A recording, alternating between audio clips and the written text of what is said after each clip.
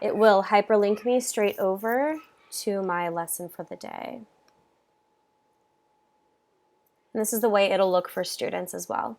So this is the home page. If they click on setup page, this will show them a step-by-step on how to make their own copy of my Google Slide presentation. They're going to click home to get back. Zoom etiquette. I created my own etiquette of what I hope for the students to follow. So be prepared, be on time, quiet place, stay on mute, raise your hand. Your video should remain on so you can focus. Only use the chat to ask questions and make comments on what we're learning, and have your materials ready when we start our Zoom. So here's our table of contents. Because this is my first unit, I only have one thing. They would click on it.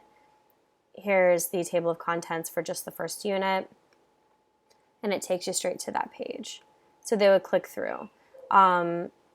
This is an activity. On most of my Google Slide classrooms, everything is clickable. So if you click on this earth, it'll take you to a Padlet. For that Padlet, students will need this password. It will always be the same password. I don't want to confuse students. It says ADV Mars, so it's short for Advisory Marshal. So they would click on the earth, and of course, this isn't student paced. This is something that I would be teaching live through my Google Meet for them to kind of follow along with. This is just a page for them to figure out who's in the room, because I know our school is very diverse in culture and where people come from.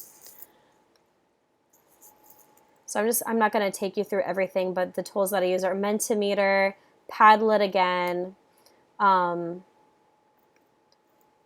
walk them through an activity. This is similar to what Mike did in our trainings, where he had a quote, and then he wants students to have a conversation about it. It takes them to a Padlet to do that. ADV Mars.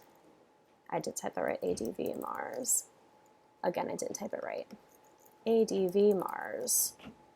Okay, so it takes them to a Padlet where they can reflect on that particular quote that I had on the previous page. Very similar to what Mike does in his classroom. The next page. On the next page, it automatically plays the Facing History in 60 Minutes video, followed up with a discussion as a class.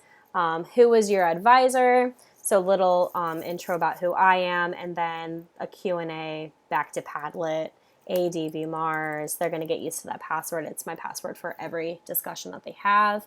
I give the students kind of an open forum to ask me questions about my teaching style, my interests, things like that. Community contract.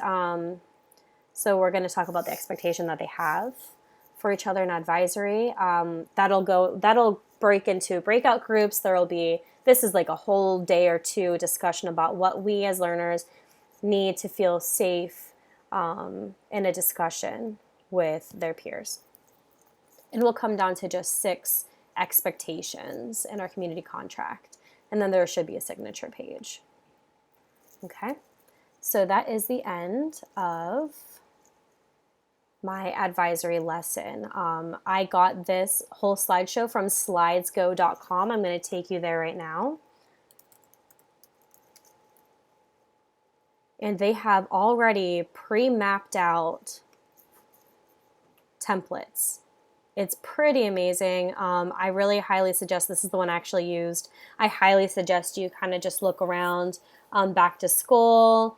I mean, this is great for students even to create their own papyrus history lesson. They have everything. It's pretty awesome. It comes with clickables. It comes with links. It comes with the graphic organizers. There's the kind of view of what it comes with in this particular lesson. This is my favorite go-to resource for most things with Google Slides. So all you would do is just click on it, wherever it is.